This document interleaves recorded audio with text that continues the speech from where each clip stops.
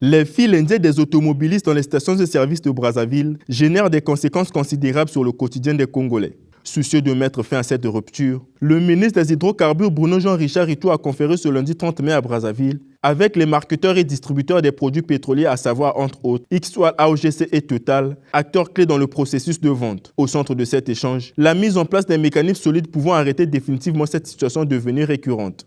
Je voudrais, premièrement, en m'adressant à l'opinion nationale et aux Congolais, les rassurer sur le fait que le gouvernement prend très au sérieux la situation depuis le départ. Depuis environ 2 semaines, en effet, le peuple et l'opinion ont pu constater quelques difficultés au niveau des stations d'essence qui se traduisent par des queues, par des files d'attente. Je voudrais vous informer que dès cet instant, nous avons mis en place un comité de crise. Ce comité de crise se réunit de façon régulière et nous pensions qu'en 15 jours, nous pouvions résorber la situation de crise, c'est-à-dire qu'il n'y ait plus de file d'attente, que nous ayons un minimum de stock pour tous les produits et que nous ayons quelques jours d'autonomie. Cette pénurie, qui n'est pas propre à la République du Congo, est due en partie à la crise russo-ukrainienne qui a bouleversé le marché mondial. Une réalité que le Congo échapperait si la SCCLOC présentait les capacités nécessaires de stockage des carburants pouvant faciliter la distribution dans les brefs délais. Le gazole, qui est le plus rare des produits pétroliers, ne présente pas actuellement le même confort que le Super et le Jet A1. Cette situation n'est pas propre au Congo.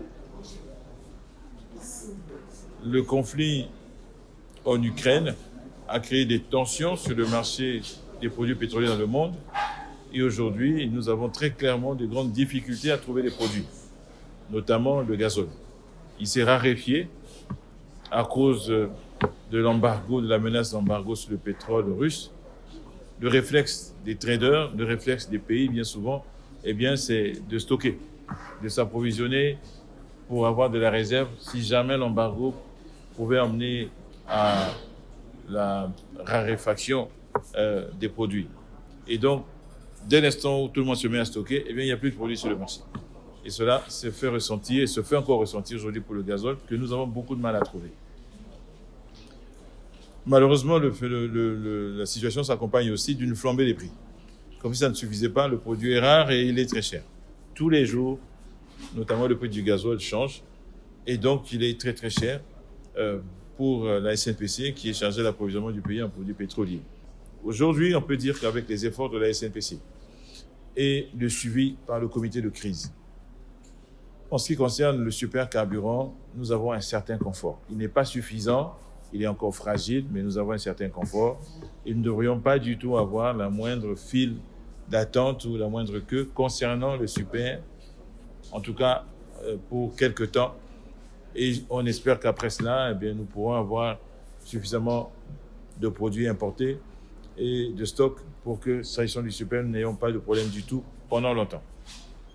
Pour ce qui concerne le Jet A1, le produit pour les avions, là aussi, nous avons un certain confort. Nous avons un peu de produits et les avions peuvent se ravitailler chez nous sans aucun problème. C'est donc sur le gasoil qu'on a des tensions fortes. Le produit le plus rare et le plus cher.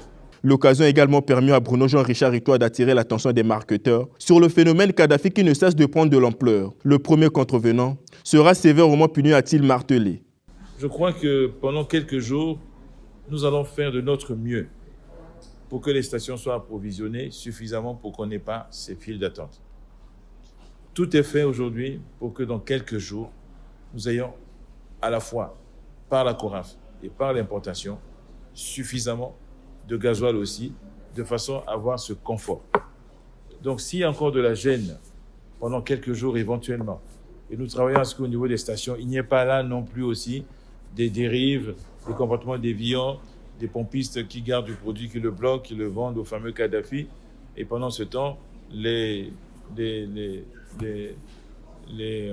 clients attendent et sont obligés soit de les soudoyer, soit d'aller acheter chez les Kadhafi. Nous avons mis en garde aujourd'hui les marketeurs pour qu'ils mettent un terme définitif à ces comportements. Sinon, nous prenons les dispositions du ministère de l'Intérieur pour s'assurer que ça n'est pas fait. Et le premier contrevenant, ce sera tant pis pour lui, il sera durement frappé. Avec l'ambition zéro pénurie, le ministère des Hydrocarbures rassure vers une sortie rapide de crise.